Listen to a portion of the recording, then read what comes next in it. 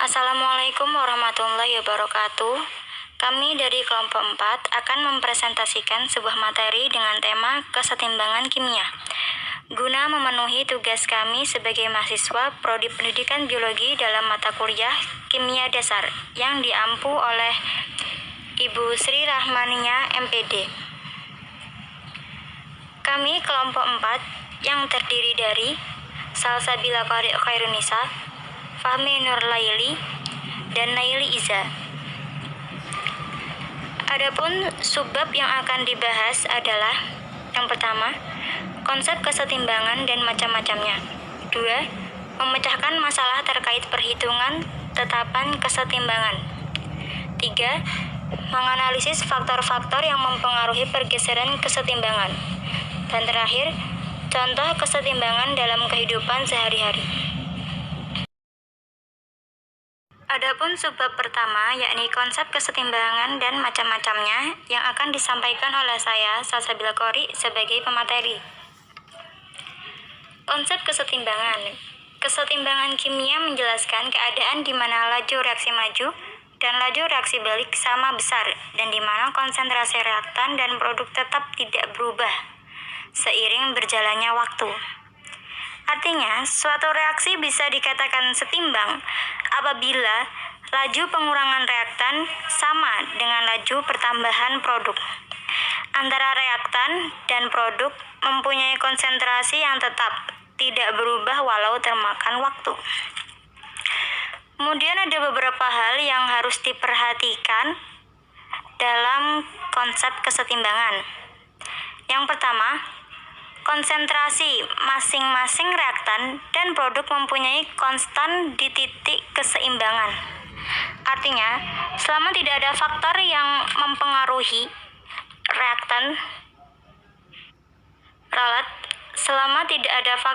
mempengaruhi reaksi, maka akan selamanya seperti itu, konstan. Lalu yang kedua, hanya dapat diperoleh di wadah tertutup. Ketiga, dinamis.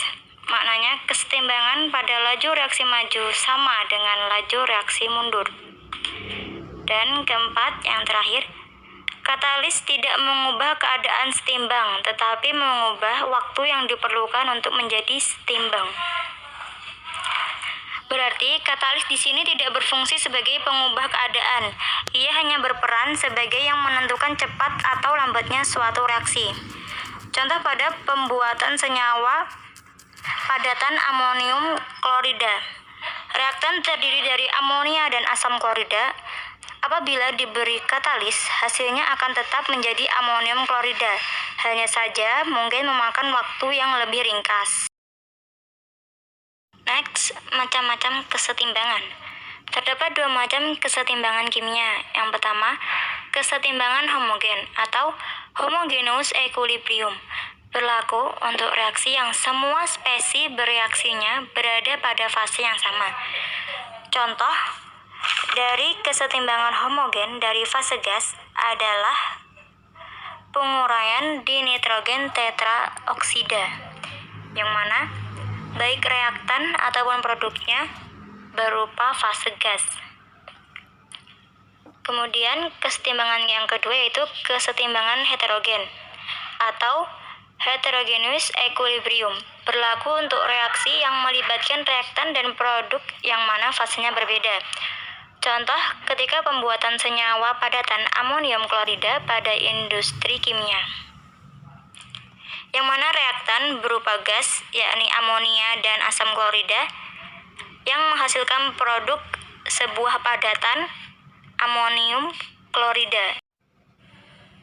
Pada subbab keempat ini membahas tentang contoh kesetimbangan dalam kehidupan sehari-hari. Terdapat 3 poin. Yang pertama adalah proses fotosintesis.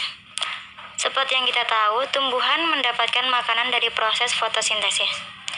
Fotosintesis pada tumbuhan hijau, proses pernapasan pada hewan dan manusia ternyata juga merupakan reaksi kesetimbangan. Reaksi kesetimbangan mengarah ke kanan merupakan reaksi fotosintesis. Saat kesetimbangan bergeser ke kanan reaksi, maka jumlah oksigen akan bertambah. Oksigen ini akan digunakan oleh manusia dan hewan untuk bernapas atau proses respirasi. Saat kesetimbangan bergeser ke kiri, proses respirasi akan berlangsung cepat, mengeluarkan gas karbon dioksida. Gas karbon dioksida selanjutnya dipakai lagi oleh tumbuhan untuk proses fotosintesis. Proses ini berlangsung terus-menerus membentuk siklus sehingga di alam terjadi kesetimbangan antara gas oksigen dan gas karbon dioksida. Poin kedua adalah pengaturan pH darah.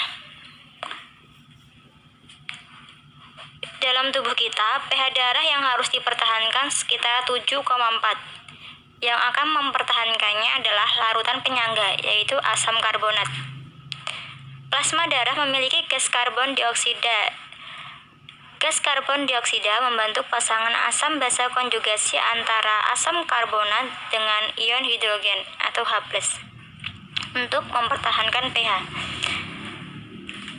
Jika darah bersifat basa, jumlah ion H+ akan berkurang sebab diikat ion hidroksida. Basa akibatnya kesetimbangan dengan bergeser ke kanan. Namun jika darah bersifat asam, kesetimbangan bergeser ke kiri karena ion H+ dari asam menambah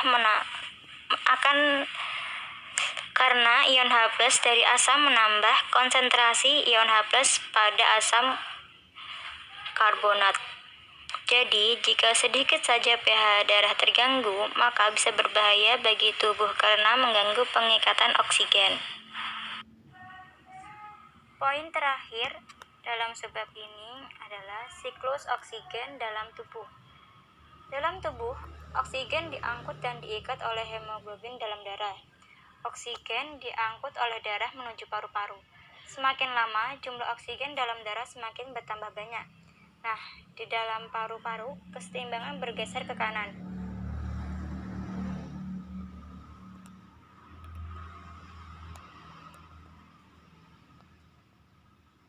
Kesetimbangan akan bergeser ke kiri jika oksigen berada dalam jaringan. Kesetimbangan ke kiri mengeluarkan oksigen yang dipakai untuk proses pembakaran. Di sini, saya akan menjelaskan tentang memecahkan masalah terkait perhitungan tetapan kesetimbangan, KC atau KP.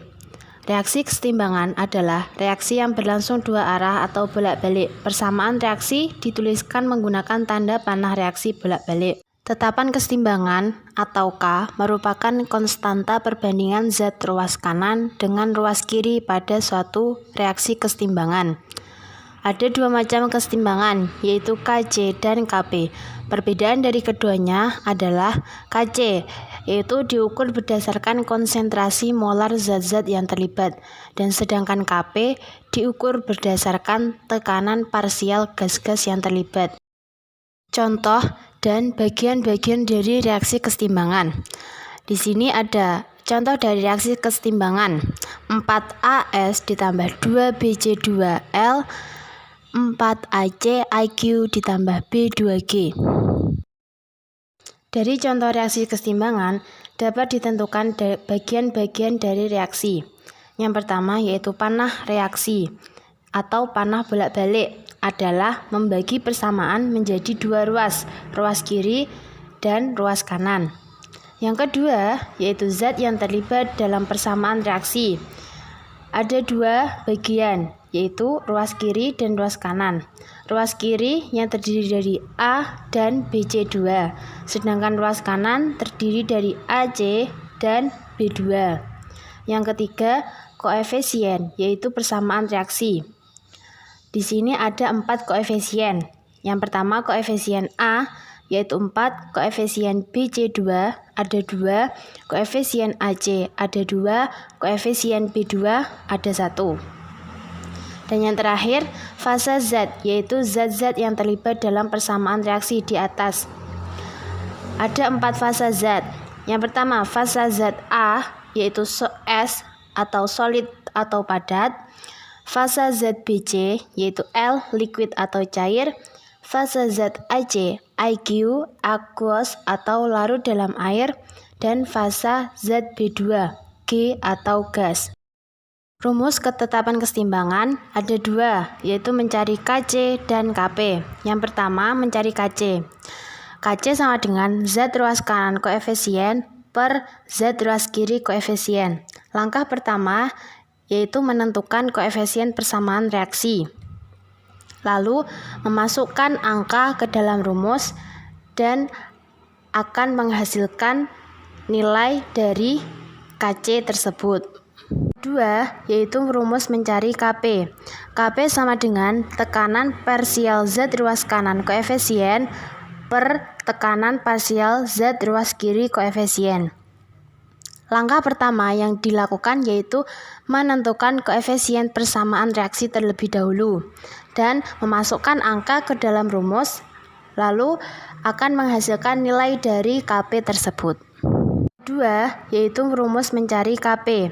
KP sama dengan tekanan parsial Z ruas kanan koefisien per tekanan parsial Z ruas kiri koefisien. Langkah pertama yang dilakukan yaitu menentukan koefisien persamaan reaksi terlebih dahulu dan memasukkan angka ke dalam rumus, lalu akan menghasilkan nilai dari KP tersebut. Di sini saya akan menjelaskan tentang faktor-faktor yang mempengaruhi pergeseran kesetimbangan. Ada beberapa contoh yang merupakan proses kesetimbangan, yakni perubahan wujud cair, reaksi kesetimbangan dalam tubuh, serta reaksi kesetimbangan dalam mulut. Itu semua merupakan salah satu contoh dari beberapa proses kesetimbangan. Umumnya, reaksi kimia itu bersifat reversibel atau bolak-balik. Akan tetapi, tidak semuanya begitu. Ada pula yang bersifat satu arah saja. Menurut Louis Leclerc, beliau berhasil menyimpulkan pengaruh faktor luar terhadap kesetimbangan dalam suatu asas yang dikenal dengan asas Leclerc sebagai berikut. Bila terhadap suatu kesetimbangan dilakukan suatu tindakan atau aksi, maka sistem itu akan mengadakan reaksi yang cenderung mengurangi pengaruh aksi tersebut. Artinya, apabila sistem kesetimbangan dinamik terdapat gangguan dari luar, sehingga kesetimbangan dalam keadaan terganggu atau rusak, maka sistem akan berubah sedemikian rupa sehingga gangguan itu berkurang dan bila mungkin akan kembali ke dalam kesetimbangan lagi. Cara sistem bereaksi adalah dengan melakukan pergeseran ke kiri ataupun ke kanan. Faktor-faktor yang mempengaruhi pergeseran kesetimbangan. Henry Louis Leclerc juga mengatakan bahwa kesetimbangan kimia dapat digeser dengan menaikkan atau menurunkan konsentrasi suatu zat, tekanan, serta merubah suhu tubuh. Yang pertama yakni suhu. Sesuai dengan asas Leclerc, apabila suhu atau temperatur suatu sistem kesetimbangan dinaikkan, maka reaksi sistem menurunkan temperatur kesetimbangan akan bergeser ke arah reaksi yang menyerap kalor atau ke arah reaksi endoterm. Sebaliknya, jika suhu diturunkan, maka kesetimbangan akan bergeser ke arah eksoterm. Yang kedua yakni konsentrasi.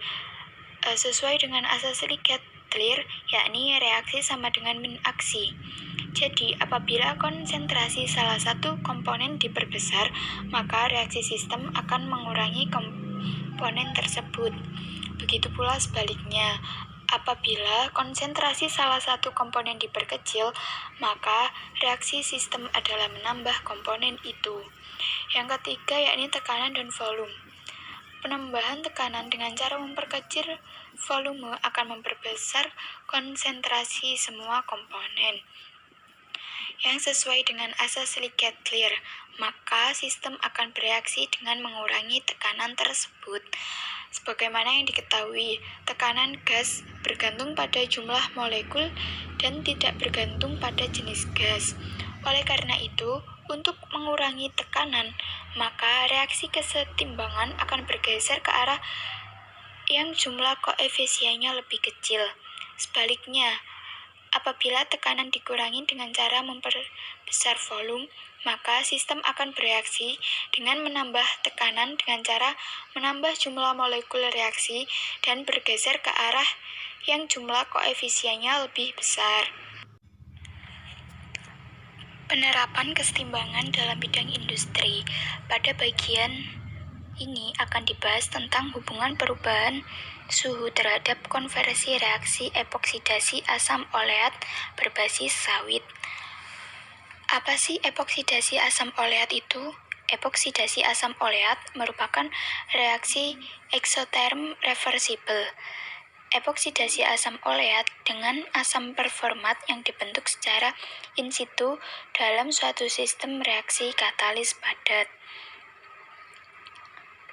Metode epoksidasi yang digunakan pada penelitian ini adalah metode epoksidasi in situ menggunakan reaksi asam format dan hidrogen peroksida. Mula-mula sejumlah asam oleat dimasukkan ke dalam reaktor, dilanjutkan dengan penambahan asam format dan katalis padat sambil dilakukan pengadukan. Kemudian sejumlah H2O2 encer ditambahkan dengan cara diteteskan sedikit demi sedikit.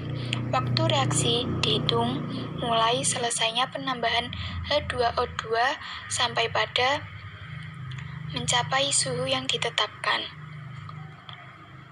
Nah, pada proses ini, faktor yang mempengaruhi pergeseran kesetimbangan yakni suhu, di mana suhu ini sangat berpengaruh terhadap cepat atau tidaknya reaksi. Pada penelitian ini dilakukan reaksi epoksidasi dengan cara memvariasikan suhu reaksi untuk mengetahui pengaruh terhadap bilangan iodin asam oleat terpoksidasi. Pengaruh suhu ini sangat penting dalam proses epoksidasi karena suhu menentukan besar tidaknya jumlah oksiran. Jika semakin tinggi suhu pada waktu proses epoksidasi, maka kecepatan reaksi konversi oksiran akan meningkat.